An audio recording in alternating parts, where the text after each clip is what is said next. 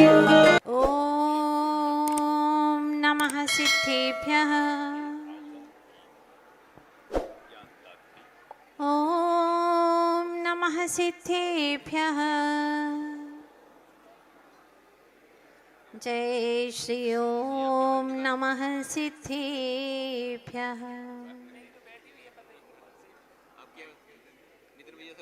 मणिमय मन हर निज अनुभव से झग झग झग झग करती है। तमो रजो वरु सतो गुणों के गण को क्षण में हरती है। समय समय पर समय सारमय चिन्मय निज ध्रुव मणिका को। नमता मम निर्भय मस्तक तज मृणिमय जड़मय मणिका को। बाल ब्रह्मचारी गुरो बाल ब्रह्म है संग। शीश बने हम धन्य हैं काटो भव के फन। बालयति पाँचों नमो मन वच काय लगाए। सब धर्मों का सार यही भव से पार लगाए। भव से पार लगाए। भव से पार लगाए। आदि तीर्थंकर श्री आदिनाथ भगवान की जय। श्री 2400 तीर्थंकर भगवान की जय। संत शिरोमणि बाल ब्रह्मचारी काम विजेता आचार्य गुरुदेव श्री विद्यासागर जी महाराज की जय। पर्वराज पर्युषण महामहोत्सव की उत्तम ब्रह्मचर्य धर्म की बोलिए आरिका रत्न पूर्णमती माता जी की। बोलिए आरिका संघ की।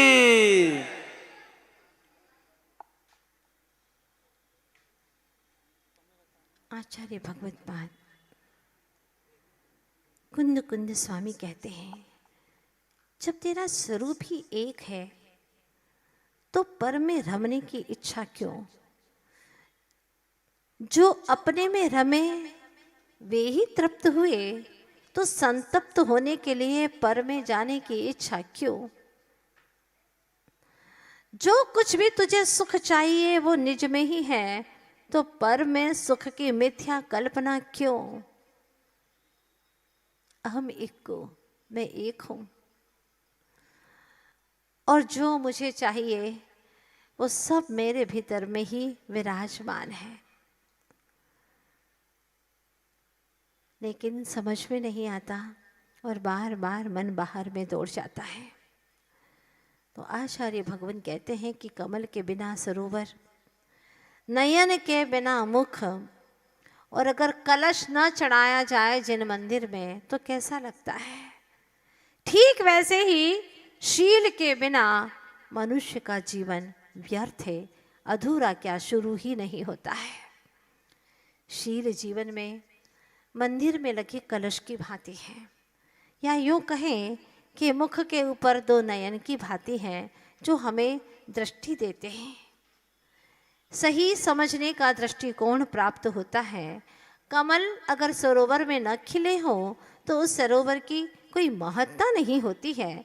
तो आचार्य भगवान ऋषि मनीषी यही समझाते आए हैं सदियों से कि जो शक्ति आप प्राणियों को जन्म देने में खर्च करते हो, अगर उतनी शक्ति को, जितनी शक्ति को काम वासनाओं में खर्च कर देते हो, अगर उतनी शक्ति को निष्काम बनाने में लगा दो तो तुम्हारा भीतर का परमात्मा प्रकट हो जाएगा।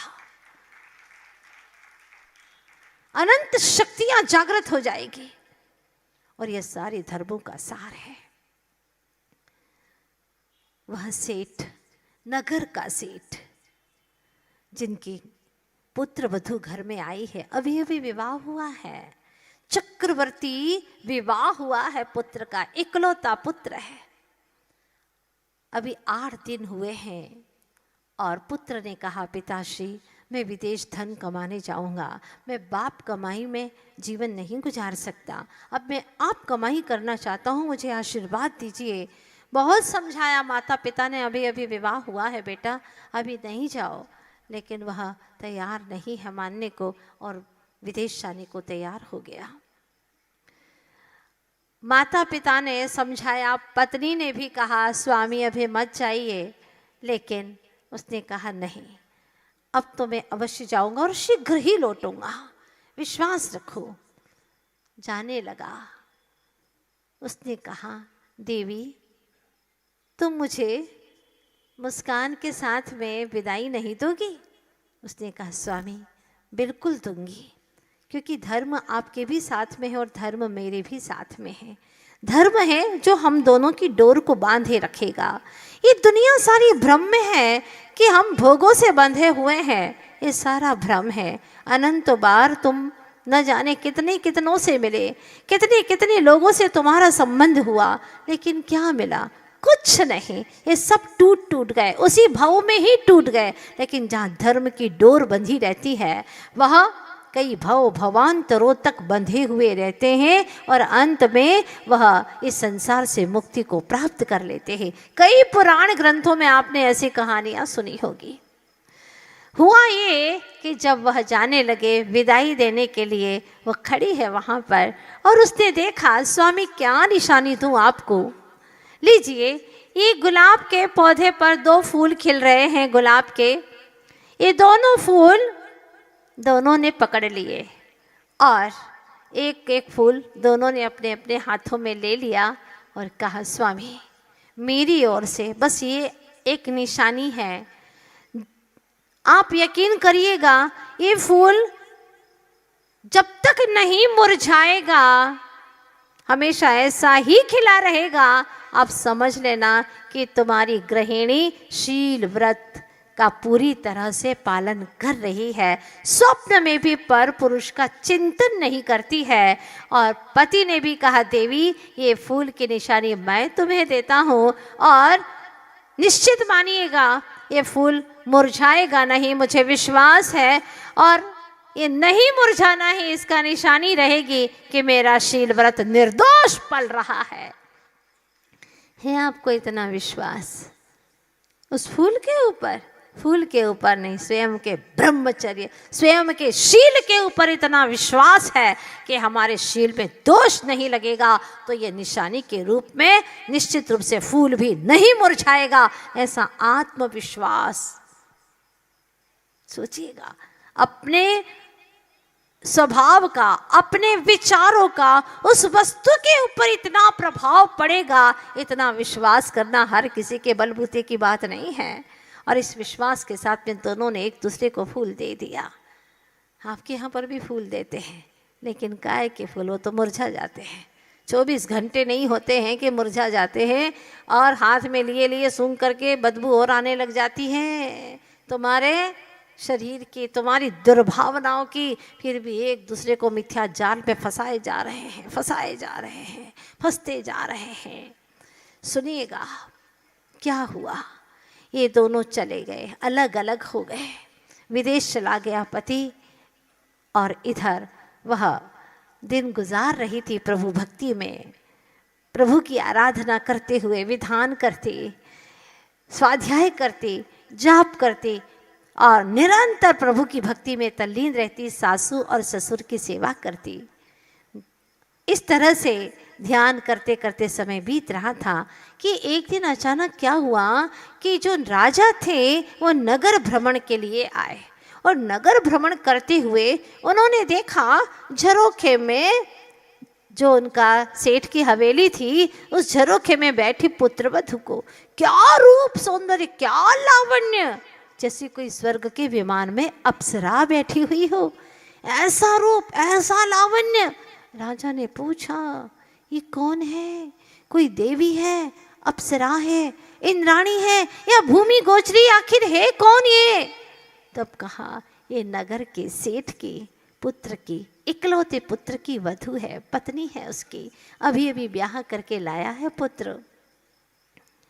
कुछ भी करो, इस देश की सर्वश्रेष्ठ वस्तु पर तो राजा का ही अधिकार होता है ना, इस पर भी मेरा ही अधिकार है। जब तक उसे ना पाऊं मेरे मन में चैन नहीं है, और वह विचलित होने लगा। स्वभाव को तो जानता ही नहीं था, लेकिन अब इतनी तीव्रता से विभाव में गमन करने लगा, दिन रात लंबी लंबी श्वास लेने लगा, आहें भरने लगा, खाना पीना उसका जैसे भोजन बंद सा होने लगा, कुछ भी अच्छा नहीं लगता, राजपाट में मन नहीं लगता। ब्रह्मचर्य में गमन यूं ही नहीं होता है, आत्मा में गमन यूं ही नहीं होता है। जैसे कि एक शिल्पी होता है, मूर्ति बनाता है, तो सबसे पहले वो पत्थर को देखता है, पहाड़ को देखता है, और पहाड़ में वह देख लेता है कि ये पाषाण मूर्ति बनाने के योग्य है या नहीं। फिर क्या करता है, वहाँ क्रोध मान माया और लोभ के जो झाड़ियाँ हैं, जो और घास फूस है, उन सबको हटा देता है। 4 प्रकार की कषायों को हटा करके फिर क्या करता है, उसको साफ सफाई कर देता है। फिर ये सत्य हो गया, एकदम स्वच्छ हो गया। 4 कषायों के जो अनावश्यक झाड़ियाँ और सूखी घास वगैरह थे, उन सबको निकाल देता है। अब पत्थर स्पष्ट दिखने लगा, सत्यता का स्वरूप प्रकट हो गया है। किंतु इतने से मूर्ति प्रकट होने वाली नहीं है, संयम की छेनी से, मन की एकाग्रता से, अन्य इच्छाओं का निरोध करके तपश्चरण करता है, अर्थात पूरी तरह से उपयोग को उसमें लगा देता है और कल्पना कर लेता है, अपने ज्ञान में एक आकार बना लेता है, और फिर वह मूर्ति को बनाना शुरू करता है। कहने में आता है मूर्ति बना रहा है, पर सच यह है कि जहाँ मूर्ति नहीं है, उस अनावश्यक पत्थर को निकालता है। कोई मूर्ति बना सकता है क्या? हमारे जैनागम में मूर्ति बनती नहीं है, मूर्ति निकलती है। मूर्ति निकलती है, उस पाषाण में मूर्ति है। इस देह में परमात्मा है, आज भी है, अभी भी विराजमान है, बस उसको निकालना है। तो कैसे निकालें? अनावश्यक जो विकार भरे पड़े हैं, उन सब विकारों को तराश करके निकालना है। और जैसे जैसे ये विकार निकलते चले जाते हैं, वैसे वैसे मूर्ति प्रकट होती चली जाती है। तो संयमित होकर के संयम की छेनी से तपश्चरण करना प्रारंभ कर दिया, और बड़े बड़े पत्थर निकलने लगे। उसका क्या करता चला गया? त्याग करता चला गया, त्याग करता चला गया, त्याग करता चला गया, और एक मूर्ति का रूप अब दिखाई देने लगा, त्याग के रूप में। पर अभी भी वह पूजनीय नहीं है, अभी भी उसकी भक्ति के योग्य नहीं हुई है वहाँ। तो क्या करेगा? अभी जो भी किंचित किंचित लगा हुआ है ना, कान इतने मोटे मोटे दिखाई दे रहे हैं, अब उसको और थोड़ा सा छांटना है। किंचित भी है तो चिंतित तो है ही ना, हाँ, इसलिए उसको भी निकालना है। एकदम निकाल करके थोड़ा सा भी इतना लगता है तो उसको भी घिस घिस करके एक जैसा, और जब पूरी तरह से मूर्ति का वह रूप, वह सौंदर्य दर्पण की भांति दिखाई देने लगता है, तो फिर वह आकिंचन्य का रूप धारण कर लेता है, किंचित भी नहीं रहता कुछ भी। और फिर उस मूर्ति को देख करके भक्त अपने ही ब्रह्म में आचरण करने लग जाता है। ब्रह्मचर्य का वह रूप सौंदर्य सामने आ जाता है, अपने ही निज आत्म ब्रह्म को लख लेता है। तो यहाँ तक आने के लिए 9 पायदान को पार करना होता है, तब कहीं ब्रह्म यानी निज आत्म तत्व में वह रमण कर पाता है। इसीलिए कहा है ऋषियों ने, 10 धर्मों में ब्रह्मचर्य, सब में है सरताज, आनंद भोग ही काज, तब निज ध्रुव का हो राज। निज ध्रुव चैतन्य का ही वहाँ पर राज चलता है, और किसी कर्मों का राज उसमें चलता ही नहीं है। सारे धर्मों में सारभूत है, यहाँ पूजनीय है, वंदनीय है। लेकिन जो इसको नहीं जानता, वह अपने जीवन को बर्बाद किए जा रहा है, एक क्षणों को खपाए जा रहा है विषय भोगों में, मिलता कुछ नहीं, सिर्फ परेशान, सिर्फ दुखी पीड़ित होता है, लेकिन स्वीकारता जाता है सब तो चल रहे उसी में, मैं भी चलना चाहता हूँ उसी पर माता जी आशीर्वाद दे दो। एक आया था बंदा यहाँ पर, आशीर्वाद दे दो। मैंने कहा किस चीज़ का आशीर्वाद? आजकल पूछना पड़ता है, कुछ भी उल्टा आशीर्वाद लेके चले जाते हैं लोग। हाँ, आशीर्वाद दीजिए।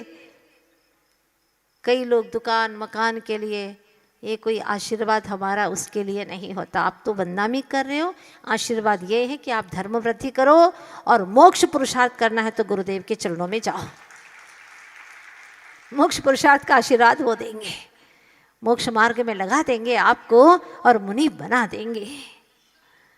बोला माता जी हमारे सारे दोस्तों की शादी हो गई है। समझ गए हम। मैंने कहा उससे देखो भाई, मैं तुम्हें बर्बादी के लिए आशीर्वाद नहीं दे सकती। हाँ नहीं दे सकती माता जी। विवाह के लिए आशीर्वाद आपका मिल जाए, तबाह होने के लिए आशीर्वाद नहीं दे सकती भाई। हाँ, पत्नी एक आ जाए क्या मतलब है, तनी तनी रहेगी। हाँ, मैं आशीर्वाद नहीं दे सकती। सच में अगर तुम्हें कोई ऐसी संयोगिनी चाहिए, नहीं मान रहे हो तो लो, चलो आशीर्वाद है, ठीक है, अच्छे से दे रही हूँ। माता जी ऐसे नहीं, आप अच्छे से दे दो। ठीक, अच्छे से दे दिया। लेकिन सुनो, वो ऐसी संयोगिनी मिल सकती है तुम्हें और उसी के लिए आशीर्वाद दे सकती हूँ जिसका कभी वियोग होने वाला नहीं है। उसका नाम कितना प्यारा है। माता जी आप उस लड़की को पहचानती है क्या? कहाँ पहचानती हो मैं। हाँ, जैनागम में पड़ा था तो बेचारा घबराया। जैनागम में अपने आंखों से नहीं देखा। मैंने कहा देखा नहीं है, उसी को देखने के लिए अब जा रही हूँ। हाँ, वो कह रहा है कि माता जी आप तो सही बात बताओ ना, वो कौन सी लड़की, कौन से गांव में आपका चातुर्मास हुआ था क्या? मैंने कहा नहीं, अब शाश्वत वहीं जाने का विचार किया है। और उलझन पर उलझने बढ़ती जा रही है। उसका नाम क्या है? मैंने कहा बहुत प्यारा नाम है उसका। उसका नाम है मुक्तिवधु। मुक्तिवधु। जैसे ही नाम सुना बोले माता जी अभी तो नहीं चाहिए वहाँ। मैंने कहा कि उल्टा नंबर डायल कर दिया तुमने। हाँ, यहाँ तो वही मिलेगी, वही मार्ग दिखाया जाएगा। बाकी और वधुओं के लिए हमारे पास में कोई स्थान नहीं है, हम नहीं जानते उनके बारे में। और यह संसार वर्धन का कारण है। निश्चित रूप से ब्रह्मचर्य अंक के समान है और शेष जो धर्म है वो शून्य के समान है। अर्थात ब्रह्मचर्य है हमारे पास में तो सारे ही शून्य लग करके हर शून्य की कीमत बढ़ती चली जाएगी। जिसने निज ब्रह्म तत्व को नहीं जाना और वह बाहर में सब कुछ संयम भी कर रहा है, तब भी कर रहा है, लेकिन ब्रह्म को जाने बिना न सम्यक दर्शन की प्राप्ति होने वाली है। और जब तक सम्यक दर्शन की प्राप्ति नहीं होगी तब तक वह उत्तम शब्द भी लगने वाला नहीं है। उसको बहुत समझाया, भैया क्या करोगे, कोई सार नहीं है, लेकिन उसे तो वो इम्प्रेशन दिखाई दे रहा है। जहाँ जाते हैं 2 जन जाते हैं, 2-4 और पीछे बच्चे बच्चे रहते हैं, बड़ी खुशहाली रहती है। उसको समझाना नामुमकिन है। जिसके भीतर में विपरीत विचार भर गए हो, क्या समझाएं? ये आशाएं, ये कामनाएं तो कभी मिटी ही नहीं है और मिटने वाली भी नहीं है। यकीन करो। अंगम गलितम पलितम मुंडम दर्शन विहीनम जातम तुन्नम वृद्धो याति गृहीत्वा दंड तदपि न मुंचत्याशा पिंडम। क्या कहते हैं आचार्य भगवान? अंगम गलितम, अंग गल गया है, पलितम मुंडम, बाल सब सफेद हो गए हैं, दर्शन विहीनम, दांत से रहित हो गया, गुफाएं बन गई हैं, तमिश्र गुफा, खड्ड प्रपात गुफा। हाँ, दर्शन विहीनम जातम तुंडम, ऐसा मुंह हो गया है। वृद्धो याति गृहीत्वा दंडम, वृद्ध हो गया है, दंड को धारण कर लिया है। तदपि न मुंचत्याशा पिंडम, फिर भी काम वासनाएं जाती नहीं। अभी आशीर्वाद मांगता है कि माता जी आप तो ऐसा कुछ आशीर्वाद दीजिए जिससे कि आंखों में रोशनी बनी रहे। मैंने कहा बिल्कुल, तुम्हारी भावनाएं बहुत अच्छी हैं, दर्शन करते रहो प्रभु का। और पीछे पोता बैठा हुआ था, पोता के नहीं नहीं नहीं, तो मेरे को समझ में नहीं आया कि क्या कहना चाहता है। नहीं माता जी बिल्कुल आशीर्वाद नहीं देना, धीरे धीरे बोल रहा है। तो ऐसा पोता क्यों गलत सोचेगा? मैंने उसको पास में बुलाया और पूछा, बोले माता जी 12-12 बजे तक मोबाइल देखते रहते हैं, 80 साल के हो गए और 12-12 बजे तक मोबाइल देखते रहते हैं, मंदिर जाते नहीं है। हाँ, आप बिल्कुल आशीर्वाद मत देना, दे दिया तो आशीर्वाद तो उल्टा ही काम कर जाएगा। मतलब आशीर्वाद दे दिया और वो देखेगा अच्छी रोशनी मिलेगी तो क्या होगा। यद्यपि ये सच है, कोई मेरे आशीर्वाद से रोशनी आने वाली भी नहीं है, मुझे तो विश्वास है। जो पाता है अपने अपने श्रद्धान और अपने पुरुषार्थ से पाता है, निश्चित बात है। इसलिए बिल्कुल मिथ्या भ्रम में रहना ही नहीं। जो होता है तुम्हारे अपने कर्मों के अनुसार ही तुम्हें फल मिलता है, ये सुनिश्चित है। लेकिन क्या सोच है इंसान की, विषय भोगों में तरक्की करने के लिए मंदिर जाता है, माथा टेकता है, विधान करता है, पूजा पाठ करता है, गुरुओं से आशीर्वाद मांगता है। मतलब उसने न गुरु का स्वरूप समझा है और न ही उसने भगवान का स्वरूप समझा है, और ऐसे ही संसार को वृद्धिगत करता है। हमारी संस्कृति तो वो संस्कृति है कि जब जिनेंद्र भगवान के पास में जाते हैं तो कुछ भी मांग नहीं की जाती है। ये हमारी जिन संस्कृति है। षट दर्शन को भी पढ़ते हैं तो उसमें सबसे पहले यही आता है जैन दर्शन में कि जैन दर्शन के अंदर ईश्वर करता नहीं होता। ये हमारे भगवान ने ही तो बताया है कि मैं भी करता नहीं। जब भगवान जैसे शक्तिशाली अनंत वीर्य के धनी भी पर के करता नहीं है तो हम कहाँ पर के करता है भाई, और तुम कहाँ पर के करता हो, कुछ नहीं कर पाओगे। ये सत्य बात है, इस सत्य को स्वीकार करो। जो होगा तुम्हारे अपने पुरुषार्थ से होगा। तो क्या करें, मंदिर जाएं कि नहीं? मंदिर जाओ, वहीं पर तुम्हारी शक्तियाँ प्रकट होगी, वहीं पुरुषार्थ जागृत होगा। उनको देख करके गुरुओं के पास में जाओ, जाना ही होगा तुम्हें, क्योंकि वहाँ जाओगे उन्होंने कैसे पुरुषार्थ किया है उनके पास में जाकर के ज्ञात होगा। उनके आशीर्वाद पर तुम्हें श्रद्धान होगा और तुम्हारे भीतर में व्रतों को, नियमों को अंगीकार करने की भावना जागृत होगी, और फिर तुम्हारा पुरुषार्थ अंतरंग से जो जागृत हुआ है उसके बल पर तुम्हारा काम होता चला जाएगा। ये सब निमित्त को आप लोग जुटाते रहो जब तक इस भूमिका में हो, क्योंकि कहते आचार्य भगवान व्यवहारी जीवों को व्यवहार का शरण है। इस शरण में आपको रहना ही होगा, 6 आयतनों की शरण को ग्रहण करना ही होगा।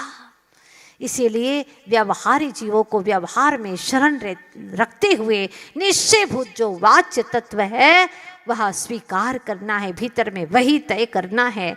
इसीलिए आचार्य देव कहते हैं कि तुम्हारे पास में जो 5 इंद्रियां मिली हैं उसमें 2 इंद्रियां जो स्पर्शन और रसना है वह तो कामेंद्रिय है और 3 भोगेंद्रिय है, घ्राण, चक्षु और कर्ण। इन 5 इंद्रियों को तुम काम और भोगों में न लगा करके निष्काम होने में और निज चेतन का भोग करने में लगा दो। और किसी का भोग नहीं करना, निज चेतन का, अपने उपयोग को निज चेतन में लगा दो बस। उत्तम सुख चाहिए? कुंद कुंद महाराज कहते हैं हाँ चाहिए महाराज, उत्तम ही सुख चाहिए जो कभी न मिटे। तो सुनो, जो समय पाहुणमिणं पड़ी दूण अथ तच्छ दोनादो अथे ठाहि दिचेदा सोहो हदि उत्तमं सुखम। क्या बात कहते, अंतिम गाथा है यह समय सार के। जो समय पाहुणमिणं पड़ी दूणया, जो इस समय सार ग्रंथ राज को पढ़ करके, अभी वाक्य पूरा नहीं हुआ है, अथ तच्चदो नादुम, तत्व के अर्थ को जान करके, अभी भी वाक्य पूरा हुआ क्या?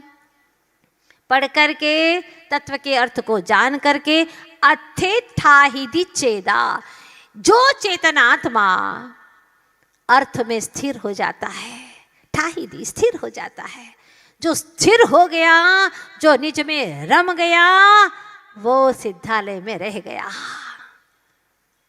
और जो नहीं रमा वो सिद्धालय जाकर के भी वापिस आ गया, क्योंकि सिद्धालय में एकेंद्रीय जी भी जाते हैं लेकिन वो वापिस आ जाते हैं। अनंत बार गए सिद्धालय तक भी, लेकिन एकेंद्रीय बन करके गए, इसलिए वहां पर ठहर नहीं पाए। यहाँ ठाहिदी शब्द लगाया है, अथे ठाही दी चेदा सो हो हदि उत्तमम सुखम, वही उत्तम सुख को प्राप्त कर सकते हैं। तो महाराज उस तत्व में कैसे ठहरे? तो पहले शरीर के प्रति राग रंग छोड़ो। वो लाल किले की घटना, वहां पर महिलाएं 10 लक्षण पर्व में टिप टॉप होकर के आती, श्रृंगार एक से एक श्रृंगार करके आती, और जितने भी गहने 10 दिन में ही निकालती। पंडित जी प्रवचन करते और रूप सौंदर्य दिखाने के लिए आती। सेठ जी ने एक दिन अपनी सेठानी से वार्तालाप किया कि क्या करें, इनको कैसे समझाएं। पंडित जी इतना प्रवचन करते हैं लेकिन कोई समझने को तैयार ही नहीं है, क्या करें? तब सेठानी ने उपाय बताया। उस उपाय के तहत ऐसे पंडित जी का प्रवचन हो रहा था और दोनों ओर से खचाखच सभाएं भरी हुई थी। सेठ जी आगे बैठे हुए थे ऐसे ही, और पीछे से रुनझुन करती हुई एक महिला आई। आवाज आ रही है, और जो आवाज ठीक टाइम पर आई तो सेठ जी ने पीछे भी नहीं देखा और सीधा चिल्लाना शुरू कर दिया। ये कौन महिला है जो धर्म सभा में सब लोगों का मन चलायमान करने के लिए आ गई? इस तरह की आवाज करते हुए शर्म नहीं आती? इस तरह से वेश्या का रूप धारण करके ठीक नहीं है। ऐसा शब्द बोल दिया, सारी महिलाएं सोचने लगी कैसा शब्द बोल रहे हैं सेठ जी, अरे क्या हो गया? तनिक पीछे मुड़ करके तो देख लेते, ये क्या हो गया, कैसे बोल गए? सारी महिलाओं ने देखा, कुछ लोग आ गया, सेठ जी आप ही की सेठानी है, आप ही की है सेठानी, आप ही की है। हाँ आपकी सेठानी है सेठ जी, ऐसा मत बोलो। चाहे मेरी सेठानी हो या किसी के घर की सेठानी हो, जो धर्म मार्ग में गलत कार्य करेगा उसको बोलने का अधिकार होता है। कितने भवों का पुरुषार्थ करके जीव धर्म सभा में आता है और बड़ी मुश्किल से मन लगाता है, मंदिर में आता है, बड़ी मुश्किल से मन लगाता है। अनंत भवों की भटकन के बाद में जिन मंदिर में आना होता है, और यहाँ आकर के भी मुश्किल से धर्म प्रवचन श्रवण करने का मन होता, उसमें एकाग्रता आती है। और यहाँ आकर के इस तरह से कोई मन को चलायमान करने के लिए ये करते हैं, एक कृत्य करती हैं, दुष्कृत्य करती हैं, तो उन्हें दंड होना ही चाहिए। वो उसके समान नहीं है तो और किसके समान है? क्या कहेंगे उसे? तब सेठ जी ने कहा, सारे सभा में बैठे हुए लोग मुझे क्षमा करें, लेकिन ये बात सच है, चाहे मेरे घर की हो या तुम्हारे घर की हो, कोई भी इस तरह से आज के बाद में करेगा धर्म सभा में, वो ऐसे ही रूप को धारण करने वाला होगा जो मैंने कहा है। इसलिए आज के बाद में कोई भी महिला ऐसे श्रृंगार के साथ में मंदिर में ना आए। यहाँ लिपस्टिक लगा करके किसको दिखाने आए हो? ये श्रृंगार करके, 16 श्रृंगार करके, अरे नारी तो अपने, सती तो अपने पति के लिए श्रृंगार करती है। यहाँ किसको दिखाने के लिए आई हो? 3 लोग के नाथ हैं, उनको देखने के लिए आई हो कि अपने इस रूप को दिखाने के लिए आई हो या उनके स्वरूप को देखने के लिए आई हो? धिक्कार है, अनंत भवों में भटकती रहोगी और ये रूप सौंदर्य भी मिलने वाला नहीं है। जो मिला है वो हमेशा हमेशा के लिए छिन जाएगा। अनंत काल भटकना पड़ेगा, क्योंकि अन्य स्थाने कृतम पापम धर्म स्थाने विमुच्यते, पर धर्म स्थाने कृतम पापम वज्र लेपो विधीयते, वज्र लेप के समान हो जाता है। सेठ जी ने आगे आकर के बोला, और उस दिन सारी महिलाओं ने संकल्प लिया, चाहे कुछ भी हो जाए, आज के बाद में हमारे इस मंदिर के प्रांगण में कभी कोई भी ऐसे श्रृंगार करके नहीं आएगा। जितनों की तालियां बज रही है, हम उसको अनुमोदना समझेंगे और संकल्प समझेंगे।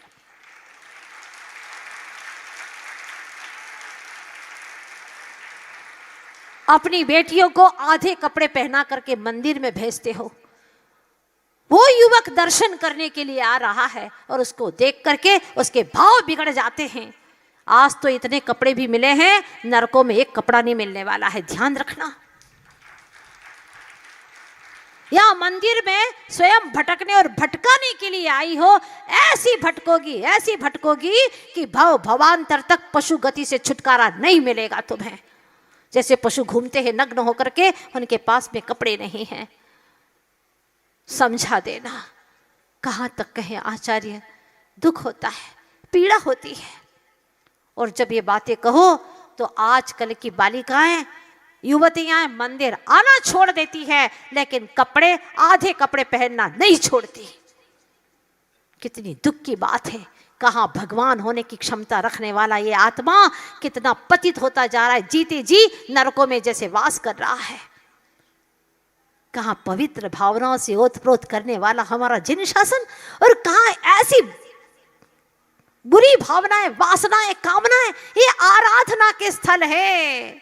गुरु के पास में ऐसे वस्त्र पहन करके मत आना, प्रभु के पास में मत आना, धर्म सभाओं में मत आना, और तो और बाजारों में भी ऐसे पहन करके मत घूमना।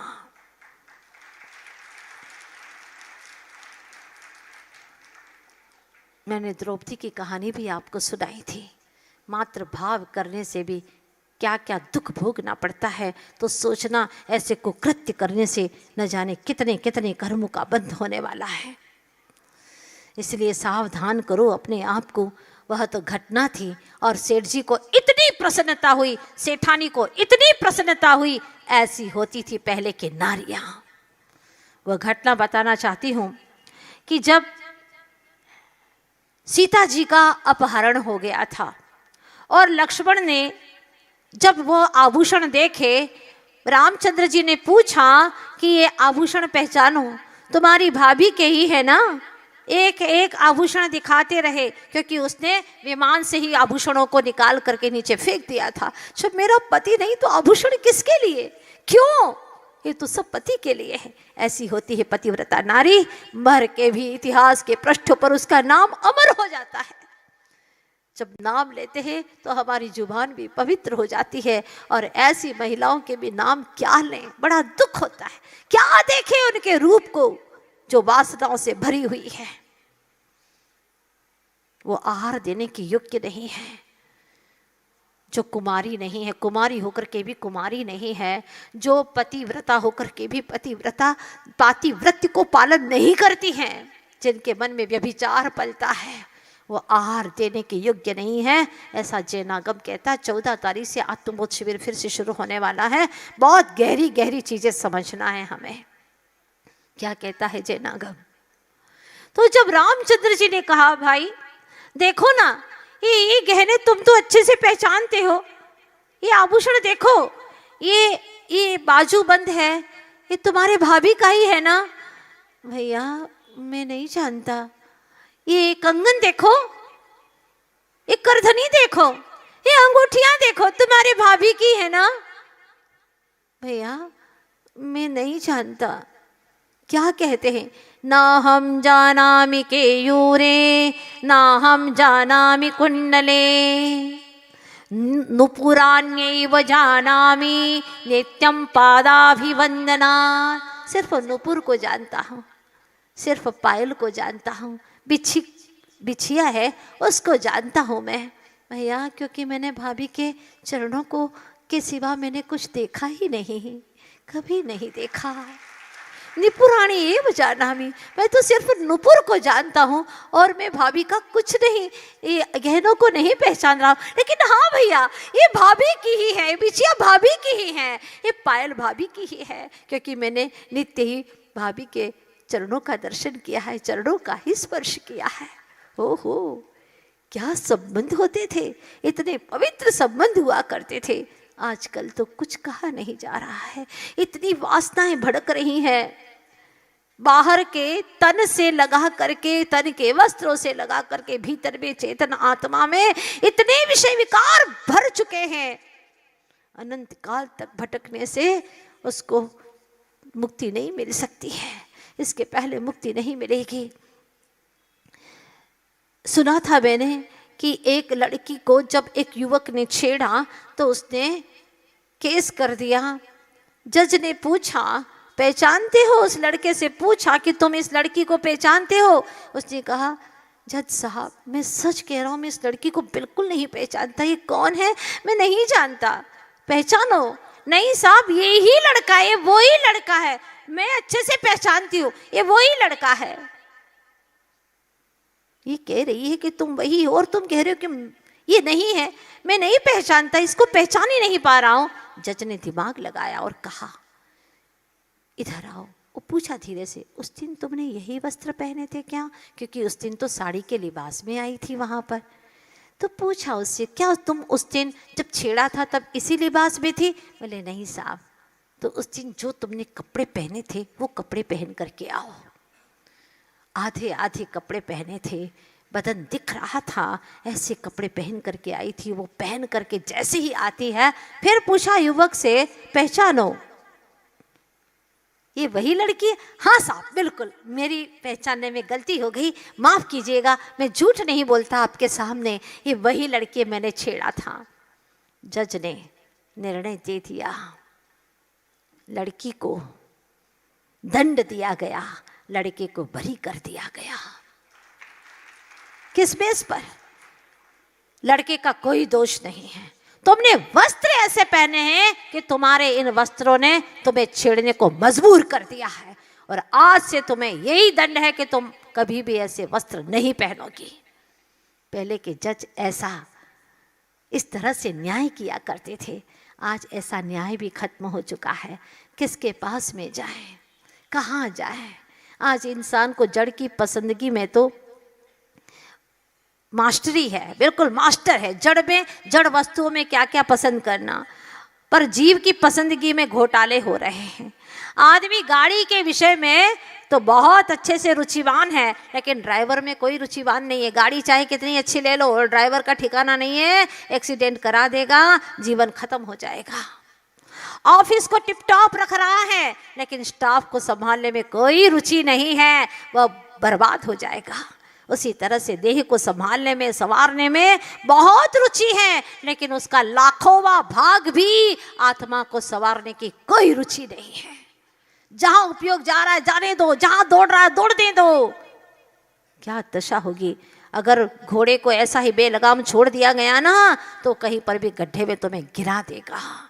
इसीलिए अपने मन के ऊपर लगाम लगा करके रखो। यदि भोगने का ही शौक है तो आचार्य देव कहते चेतन का भोग करो, ज्ञान की आंखों से देखो, ज्ञान चक्षु से देखो। क्या देख रहे हो इन चमड़ी की आंखों से? क्या दिखेगा? ये बाहर का रूप जिसके अंदर 9 मोरियां बह रही हैं, 9 मोरियां। क्या देखना, क्या स्पर्श करना? हाड़ मांस के इस पिंजरे को, इतना गंदा शरीर है, उसको स्पर्श करने का भाव मत करो। करना ही है तो जो रत्नत्रय से पवित्र हो गए हैं उनके चरणों का स्पर्श करो, उनके चरणों का स्पर्श करो, आराधना करो उनकी। रत्नत्रय पवित्र थे, जो रत्नत्रय से पवित्र हो गए हैं। चखना ही है तो ऐसे पौष्टिक रस मत खाओ जिससे कि काम वासना जागृत हो जाए। आपने अध्याय में पढ़ा था तत्वा सूत्र में कि ऐसा खाने से जहाँ पर शरीर के अंदर काम वासना जागृत हो मत खाओ, ऐसी चीज़ें मत खाओ। खाना ही है तो अध्यात्म रस को चखो और तत्व ज्ञान का भोजन करो। स्वानुभूति के गीत सुनो। क्या विलासी गीत सुनते हो? स्वानुभूति के गीत सुनो, आत्मा के गीत सुनो, रोम रोम पुलकित हो जाएगा, चेतना में आनंद आएगा। और एक बार अगर आपको अध्यात्म की रुचि जागृत हो गई तो यकीन है, निश्चित है यह कि आपको और गीत अच्छे नहीं लगेंगे। वो क्या जिंदगी है? काम से तो पैदा होता है यह इंसान, काम से पैदा होता है, काम के लिए ही जीता है और काम में ही मर जाता है। इसका नाम है वासना। भले ही काम से पैदा हुआ है लेकिन राम के लिए जिए और राम का, आत्म राम का अनुभव करते करते मर जाए तो यह जीवन की बहुत बड़ी आराधना है, उपासना है। हमारे देश के ऐसे ऐसे राजा हुए हैं, ऐसे ऐसे इंसान हुए हैं। नाम सुना था मैंने शिवाजी का, आप लोगों ने भी सुना होगा शिवाजी। छत्रपति शिवाजी के नाम से जानते हैं उन्हें। छत्रपति शिवाजी, इनके जीवन का एक बहुत अच्छा प्रेरक प्रसंग है। जब उनकी सेना ने कल्याण राज्य पर आक्रमण किया और विजय प्राप्त करके उस विजय के अभियान में कल्याण नरेश की जो पुत्र वधू थी उसको वहां पर लेकर के आ जाते हैं और शिवाजी के सामने ला करके खड़ी कर दिया कि लीजिए, हम बहुत बड़ा तोहफा आपके लिए लेकर के आए हैं, बहुत बड़ा तोहफा, इसे स्वीकार कीजिए। जैसे ही देखा शिवाजी की आंखों में ललाई आ गई, आंसू टपकने लगे। ये क्या किया तुमने? ऐसी पुत्र वधू को, जो कुल की वधू है, उसको हाथ लगाते तुम्हारे हाथ नहीं कांपे? इस पुत्र वधू को तुमने स्पर्श कैसे किया? शर्म नहीं आई? एक मात्र शक्ति का तुमने घोर अपमान किया है। यह तो मेरी बहन है, मेरी बहन, और पूरे मराठवाड़े की बहन है। जाओ, ससम्मान उसको वहीं पर लेकर के जाओ और घर तक ससम्मान पहुंचा करके आओ। ये था छत्रपति शिवाजी का आदर्श। आज तो मात्र नारी को विज्ञापन का एक साधन सामग्री मान लिया है, क्योंकि वो स्वयं अपनी इज्जत लुटाने के लिए तैयार है। तभी तो पूजन में भी लिखना पड़ा, संसार में विष बेल नारी तज गए योगीश्वरा, ध्यानत धर्म दश पेड़ी चढ़ के श्री महल में पग धरा। क्या क्या लिखा है, गौर करो। शर्मिंदगी की बात है, नारी शब्द डाला है। ये नहीं कहा संसार में विष बेल जननी, ये नहीं कहा संसार में विष बेल भगिनी, ये भी नहीं कहा संसार में विष बेल पुत्री, ये भी नहीं कहा। जिसकी नजर में हर नारी मां के समान, बहन के समान और पुत्री के समान है, उसके लिए वह विष बेल नहीं है, विष बेल नहीं है उसके लिए। लेकिन मात्र भूख का साधन जिसने समझ रखा है, समझो, पहचानो। और अगर आज तुमने ये सब कुछ सुन करके, जिन शासन की महिमा को जान करके, जिनेंद्र भगवान की आचार्य गुरुदेव श्री विद्यासागर जी महाराज ने जो हमें दिया है, अगर उसको समझ करके, सुन करके भी तुम्हारे जीवन में परिवर्तन नहीं हुआ, तो तुमने अपने जीवन में कुछ नहीं किया। आज के बाद में किसी भी नारी को देखे, अपनी पत्नी के सिवा कोई भी नारी है तो वो माँ के समान है। उम्र अगर ऐसी है तो माँ के समान है, या तो फिर वह हमारी पुत्री के समान है, या फिर हमारी बहन के समान है। इसके सिवाय नजरों में कभी और कोई रूप नहीं आएगा। ये दृढ़ संकल्प करना है आपको, अपने बच्चों को संकल्प कराना है। ऐसी चीजें तुम्हारे बच्चे सुने तो उनकी आंखें खुल जाएं, लेकिन वो सुनते ही नहीं है। और आप लोग कभी सुनाने का प्रयास करते ही नहीं है। तैयार करके कॉलेज भेजते हो, स्कूल भेजते हो, उसके लिए भोजन बना बना करके भिजवाते हो, लेकिन कभी ये नहीं कि जिनवाणी भेजो, प्रवचन भेजो, बेटा ये तुझे सुनना ही सुनना है, चाहे कुछ हो जाए, ये सुनना है। जिनेंद्र भगवान ने क्या कहा है, 10 धर्म में क्या कहा है। अरे हमारे आचार्य भगवान गुरुवर श्री विद्यासागर जी महाराज क्या कहते हैं, मूक माटी महाकाव्य में लिखा है, प्रीत में उसे मानता हूँ, प्रीत में उसे मानता हूँ जो अंगातीत होता है, और गीत में उसे मानता हूँ जो संगातीत होता है। एक एक शब्द क्या चुने हैं गुरुदेव ने। वो कवि नहीं है सामान्य, वो आत्मानुभवी है। कहते हैं ना, जहाँ न पहुँचे रवि वहाँ पहुँचे कवि, और जहाँ न पहुँचे कवि वहाँ पहुँचे आत्मानुभवी। ऐसे आत्मानुभवी कवि हैं गुरुवर। तो क्या लिखते हैं, प्रीत में उसे मानता हूँ जो अंगातीत होता है। अंग से क्या प्रेम करना, देह से क्या प्रेम करना, आत्मा से प्रेम है। आत्मा विचार करे और वहां पर उसको एहसास हो जाए, ये है अंगातीत प्रेम, अंग से रहित देहातीत प्रेम है। और गीत में उसे मानता हूं जो संगातीत होता है। अंतर होता है कि नहीं, देहानुराग में और आत्मानुराग में अंतर है ना, बहुत अंतर है। जैसे वासना और वात्सल्य में अंतर है, वैसे ही देह अनुराग और आत्म अनुराग में अंतर है। आप कहोगे कैसे, देखिएगा। जैसे एक तरफ शूर्पणखा है, दूसरी तरफ सीता है, दोनों का नाम स से ही शुरू होता है ना, शूर्पणखा और सीता।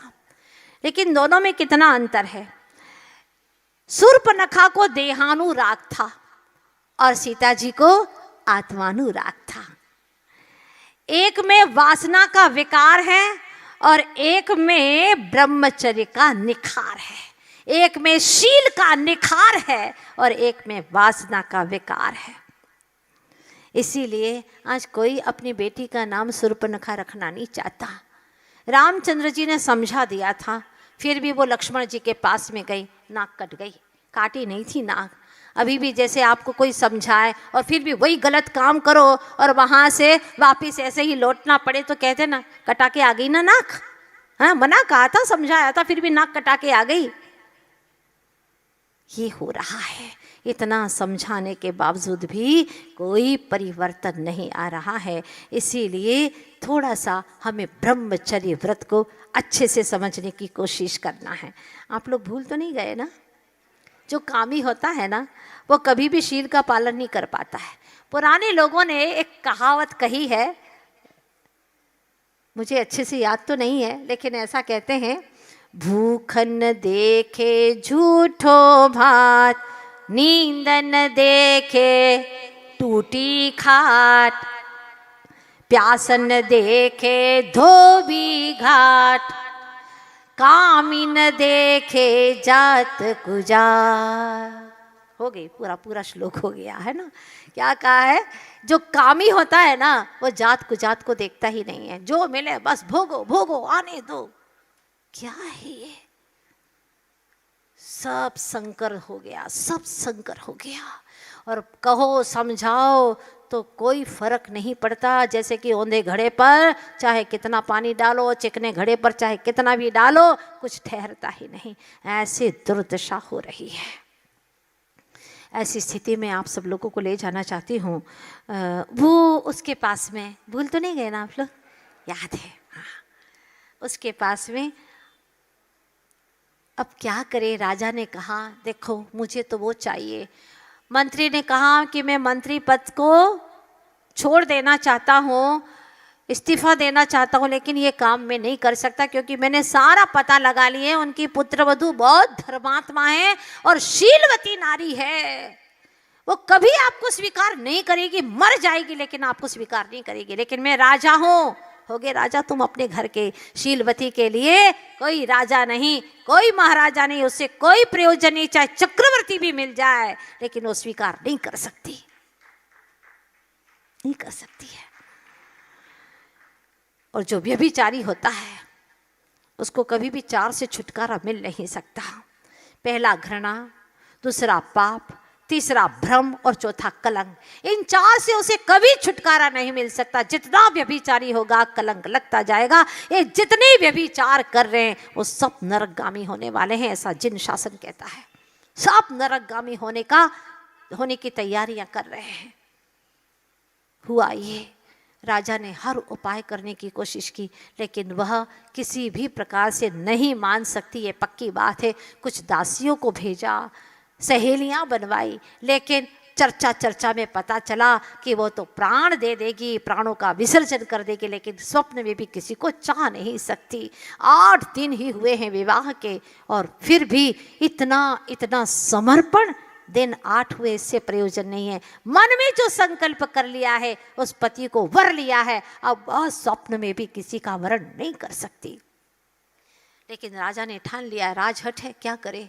उसने कहा मंत्रीवर कोई उपाय बताओ, मुझे तो पाना ही है। वो किसी को तो देखती होगी, वो तो पर पुरुष को देखती नहीं है राजन। हाँ, अपनाने की बात तो कोसों दूर है, वो तो देखती नहीं पर पुरुष को।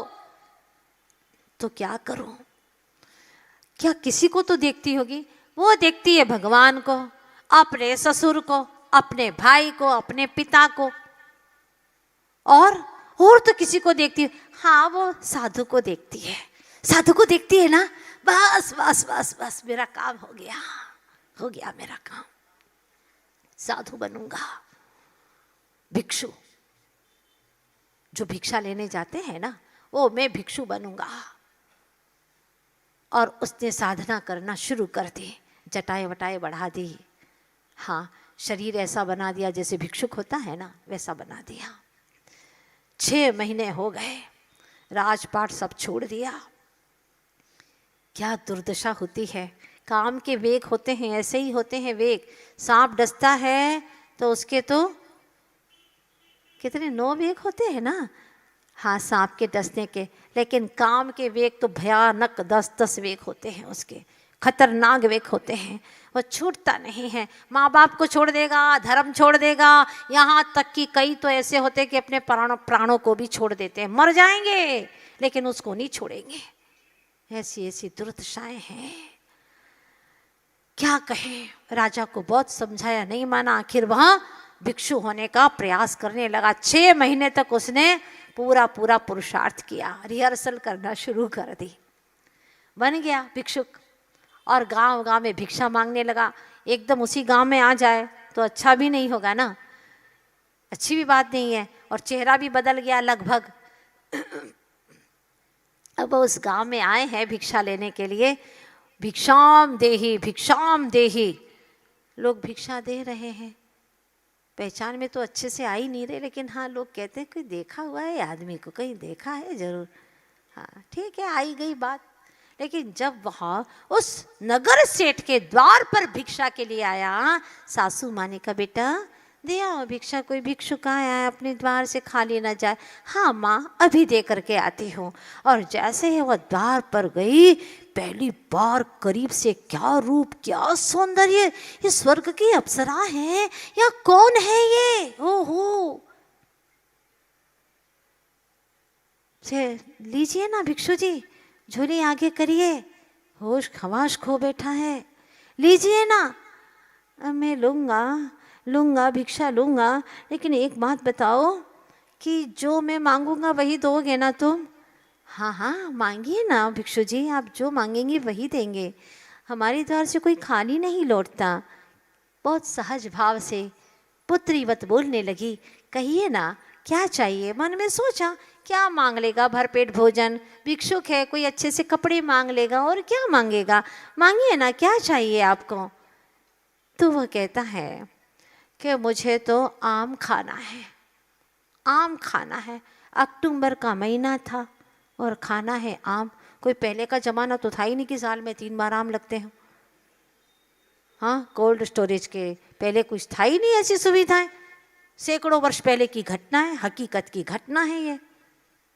तो फिर कहाँ से लाऊं आम? कह तो दिया कि हाँ दूंगी, लेकिन कहाँ से दूं? और मैंने जुबान दे दी है तो मुझे देना भी होगा। क्या करूं प्रभु, क्या करूं? वो खड़ी खड़ी विचार करती है ना मेरे प्रभु, तो मुझे चिंता करने की क्या ज़रूरत है? मेरे प्रभु है ना, 4 शरण है ना मेरे लिए, फिर मैं क्या इतना विचार कर रही हूँ? बस वहीं पर हाथ जोड़ करके खड़ी होती है। मंत्री पास में खड़ा ही था और धीरे धीरे गांव में हवाएं फैल जाती हैं। हवाएं ये फैली कि शायद राजा ही एक भिक्षु बनकर के नगर में आया है, शायद देखो। अच्छा करते करते सारे लोग वहाँ पर देखने के लिए आए। काफ़ी लोगों की तादाद में वहाँ पर, काफ़ी संख्या में लोग वहाँ एकत्रित हो रहे हैं, देख रहे हैं आगे आ करके कि सच में ये राजा है कि नहीं है। पर चेहरे में वो 6 महीने की उसने पूरा चेहरा चेंज करने की कोशिशें की थी। ये लगता तो है राजा, लेकिन अपने राजा ऐसे हाँ हो तो सकते, चेहरे से तो लगता, आंखें भी वही है, नाक भी ऐसी थी राजा की। अब देखो क्या होता है। मंत्री को सब पता है, पास भी खड़ा है। अब वह पुत्रवधू कहती है, हे प्रभु, हे मेरे स्वामी आदिश्वर, मैंने तो अपने जीवन की ये डोर आपके हाथों में छोड़ी है। आपको जो मंजूर है वो सब कुछ मैं स्वीकार करती हूँ प्रभु, लेकिन आपके भक्त ने आज एक जुबान दे दी है। मैं नादान हूँ, मैंने गलती ज़रूर की है, मुझे नहीं मालूम था प्रभु, ऐसा नहीं करना चाहिए, लेकिन मैं क्या करूँ? मैंने तो सच्चे मन से कह दिया था प्रभु। और अपने भक्त के सच्चे भावनाओं की, श्रद्धा की लाज रखना तो प्रभु आप ही के हाथों में है। और कहती है, हे भगवान,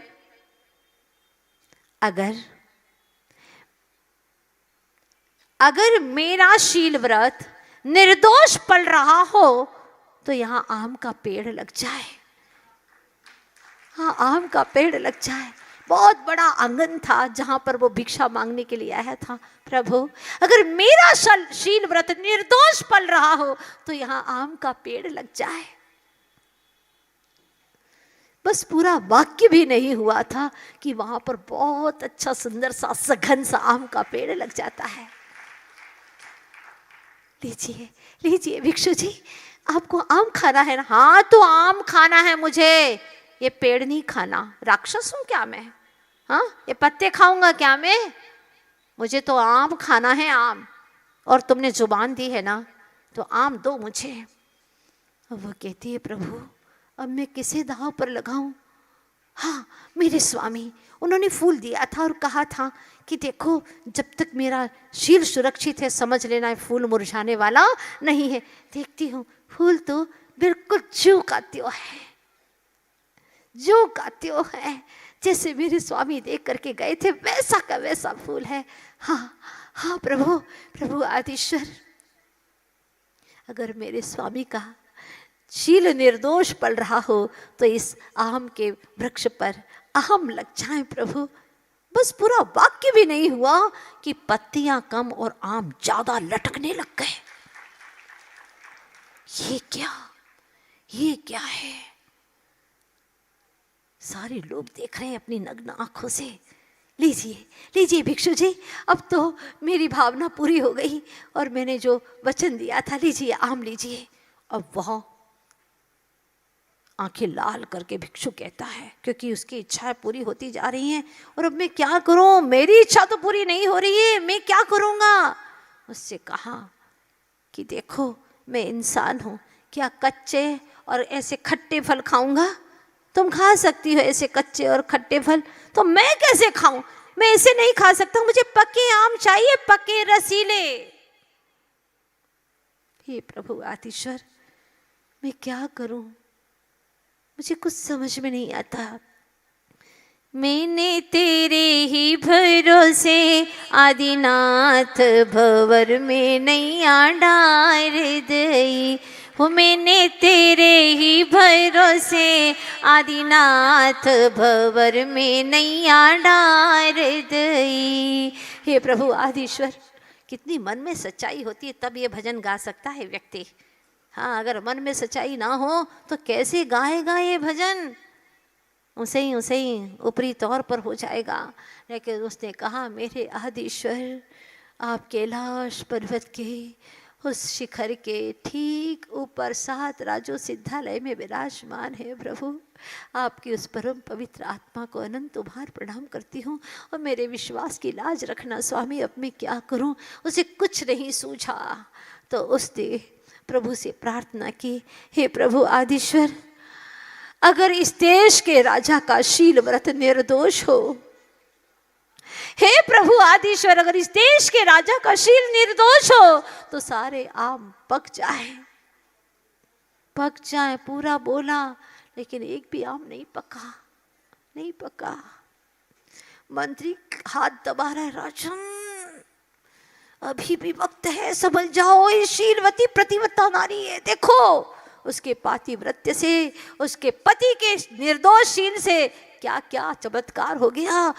तुम्हारा नाम ले लिया, कुछ नहीं हो रहा है, सारी जनता खड़ी है पीछे आपके, थू होगी, न राजा रह पाओगे, न ये मिल पाएगी, धोबी का कुत्ता ना घर का ना, बहुत बुरी दुर्दशा हो जाएगी। मान लो मेरी बात, जिद छोड़ दो, चलो। सुनते ही थोड़ा मन में परिवर्तन हो रहा है। सोचा कि कभी कभी 3 बार भी बोलना पड़ता है, मन शुद्धि, वचन शुद्धि, काया शुद्धि। दूसरी बार फिर बोला, हे प्रभु, अगर इस देश के राजा का शील निर्दोष पालन हो रहा हो तो सारे आम पक जाएं। नहीं पका, ज्यों के त्यों है। लोग देख रहे हैं, प्रश्न चिन्ह खड़ा हो गया। अब राजा के भीतर भी हलचल मच गई। उसके शील के प्रभाव से क्या परिवर्तन आया उसके अंदर कि तीसरी बार बोले उसके भीतर में परिवर्तन शुरू हो गया। फिर तीसरी बार भावों से भर करके कहती है, प्रभु इस देश के राजा का शील निर्दोष यदि पल रहा हो तो पूरा नहीं हुआ कि सारे पेड़ के आम पक गए, रसीले हो गए, और वह राजा उस देवी के चरणों में गिर पड़ा। तुम तो मेरी गुरु हो, और तुम मेरे लिए क्या कहो, माँ हो, पुत्री हो, मेरी बहन हो, क्या कहो, तुम तो सबसे ऊपर हो, मेरी गुरु हो तुम। आज से मैंने तुम्हें गुरु के रूप में स्वीकार किया। धन्य है तुम्हारी निर्विकार शील की वह दशा। प्रणाम करता हूं तुम्हें, कई बार प्रणाम करता हूं। तुमने मेरे आंखों को खोल दिया। मुझे कुछ नहीं चाहिए, लेकिन ये चमत्कार तुमने अपने शील का दिखा दिया। जीवन भर तक के लिए राजा तुम्हारा आभारी रहेगा। चला जाता है, अब राजभवन में नहीं जाता राजा। आचार्य गुरुवर्षि विद्यासागर जी महाराज जैसे किसी गुरु की खोज में चल देता है। अब वह पति की प्रतीक्षा करती है कि स्वामी आएंगे। उसे सारी घटनाक्रम का ज्ञान होता है, पता चलता है कि क्या क्या घटना घटी मेरे सामने, और प्रतीक्षा करती है और संकल्प लेती है जिन मंदिर में जाकर के ऐसे संसार को धिक्कार हो कि हे प्रभु आदिश्वर, जिस दिन मेरे स्वामी नगर में प्रवेश करेंगे, आज से ही मेरा निर्दोष ब्रह्मचर्य का पालन होगा। और जिस दिन मेरे स्वामी नगर में प्रवेश करेंगे, मैं वन में प्रवेश कर जाऊंगी। आर्य का संग में जाकर के मैं आर्य का व्रत को ग्रहण कर लूंगी। क्या दृढ़ता, क्या शील का श्रृंगार। शरीर का श्रृंगार उसे भाता नहीं, पति भी नहीं है सामने। बस जिस दिन पति का आगमन होता है, उस दिन पूरी तरह से श्रृंगारित होकर के पति का स्वागत करती है, आरती उतारती है। चलो देवी, तुमने इतने वर्ष मेरे बिना बिताए, अभी तक तुम्हारा फूल मुरझाया नहीं है, देखो ज्यों का त्यों है तुम्हारा फूल। तब वह कहती है, स्वामी ये फूल तो कभी नहीं मुरझाएगा, हमेशा के लिए ऐसा ही रहने वाला है, मुझे आज्ञा दीजिए। हाँ हाँ चलो जल्दी, पहले घर चलो, शाम ढल रही है। हाँ स्वामी, जीवन की शाम ढलने को है, जीवन की शाम ढलने को है। अब मुझे आज्ञा दीजिए, मैं मोक्ष मार्ग की पथिक बन करके आर्य का व्रत को ग्रहण करना चाहती हूँ। लेकिन तुमने अभी संसार के सुख तो भोगे ही नहीं है, अपने वंश का कोई अंश तो दिया ही नहीं है। स्वामी, मैं अब सिद्धों के वंश में उनका अंश होने जा रही हूँ, मैं भी सिद्ध होना चाहती हूँ। अभी से जो भी वंश के अंश है तो मिट जाते हैं, लेकिन जो सिद्धत्व के वंश में चला जाता है वो अमिट हो जाता है। मुझे आज्ञा दीजिए। सब रोक रहे हैं, लेकिन वह कहती है, इस तन को जी भर भोग चुकी, अब ज्ञान दीप तो जलने दो। पापों का घड़ा तो भर ही लिया, अब आत्म धर्म अपनाने दो। दुनिया का नाटक देख चुकी, अब वैरागी हो जाने दो, अब वैरागी हो जाने दो। और कहते हैं ना, time and tide wait for none. समय और समुद्र की लहरें किसी का इंतजार नहीं करती। ऐसे ही वैराग्य और मृत्यु को कोई रोक नहीं सकता, कोई रोक नहीं सकता। और वह चल पड़ी मोक्ष मार्ग की ओर। भव्य जीवो, त्याग का पुष्प बड़ी मुश्किल से खिलता है और ब्रह्मचर्य का व्रत बड़ी मुश्किलों से मिलता है। ब्रह्मचर्य का अर्थ ये नहीं है कि मात्र इंद्रियों का दमन करो, वस्त्रों को बदल दो, ये अर्थ नहीं है। मुक्ति का द्वार तो ब्रह्मचर्य से ही खुलता है। जिसके भीतर में मात्र निज ब्रह्म में रमण करने की भावना है, वही सच्चे ब्रह्मचर्य का पालन करता है। जितना जितना काम वासनाओं की इच्छाएं होती हैं, संसार में उतना ही भटकना होता है, और जितना ब्रह्मचर्य के निकट होता है उतना उतना ही मुक्ति के निकट चलता चला जाता है। बहुत अच्छा प्रसंग है आज का। उस नारी ने अपने जीवन को, जो पुत्र वधू थी, आज मुक्ति वधू को पाने के लिए चल पड़ी है मुक्ति के राह पर। मगर आज जब दुनिया की ओर हम दृष्टिपात करते हैं तो मन कहता है कि लोग कैसे जी रहे हैं आज के वातावरण में, लोग कैसे जी रहे हैं आज के वातावरण में। नींद में दिन डूबता है, रात कटती जागरण में। नींद में दिन डूबता है, रात जगते, पूरी रात भर जगते रहते हैं, रात कटती जागरण में, पूरी रात उनकी जागरण में कटती रहती है। लोग कैसे जी रहे हैं आज के वातावरण में। लक्ष्मणों का हाथ रहता आजकल सीता हरण में, लक्ष्मणों का हाथ रहता आजकल सीता हरण में। लोग कैसे जी रहे हैं आज के वातावरण में। सच पूछो तो आग बिखर रही है गली गली में, फूल बिखर रहे हैं आज कली कली में। बिखर रहा है मानव और बिखेर रहा है मानव अपनी मौलिक श्वासों को विषय भोगों की गली गली में, विषय भोगों की गली गली में अपने मौलिक जीवन को नष्ट करता चला जा रहा है। लेकिन मुझे विश्वास है जिन लोगों ने 10 धर्म को जिया है, मन से जिया है, समझा है, धर्म का सार समझा है, वो कभी भी गलत राह पर नहीं चलेंगे। पुरुष हैं तो एक पत्नी व्रत ग्रहण करें, पत्नियां हैं तो अब एक पति व्रत को ग्रहण करें। कुमारी कन्याएं हैं, जब तक विवाह नहीं होगा जैन कुल में तब तक हमारा शील व्रत निर्दोष पड़ेगा। कभी भी मन में किसी के प्रति चाह उत्पन्न नहीं करेंगे जब तक कि संबंध माता पिता नहीं कराते हैं या संबंध नहीं होता है। तब तक के लिए अगर ये छोटा सा संकल्प भी नहीं लिया तो मैं सोचती हूँ कि तुम्हारा जीवन तो पशुओं से भी बदतर होकर के यूं ही बीता जा रहा है विषयों की कीच में। इसीलिए आज आपके लिए बहुत बड़ा ये अनमोल रत्न आप लोगों के बीच में रखा है, ब्रह्मचर्य व्रत। चातुर्मास की उपलब्धि के रूप में जब पिच्छी का परिवर्तन होता है, किसका? पिच्छी का परिवर्तन। हमारे गुरुदेव ने, उनकी परंपरा में यही कार्यक्रम होता है कि जो भी उत्तम से उत्तम संयम को अंगीकार करेगा उसे ही यह पिच्छिका दी जाएगी। ये पिच्छिका कोई सामान्य नहीं होती, 24 घंटा हाथों में रहती है। और जितना जितना साधु अध्यात्म रस को पीता है उसकी ऊर्जाएं यहाँ पर जाती हैं, निश्चित जाती हैं। जो पास में रहता है वहाँ तक जाती है, और जो भी पास में निकट में रहते वहाँ तक जाती है। तो वो पिच्छी के अंदर कितनी ऊर्जाएं होती हैं, घर में जाती है। बहुत अच्छा खुशहाली का, संयम का वातावरण, धर्म का वातावरण बनता है। आज नहीं तो कल वह भी पिच्छिका को लेकर के संसार का अंत करने वाला, मुक्ति का वर्ण करने वाला होता है। सौभाग्यशाली होता है वह कोई जो वास्तव में पिच्छिका को ग्रहण करता है।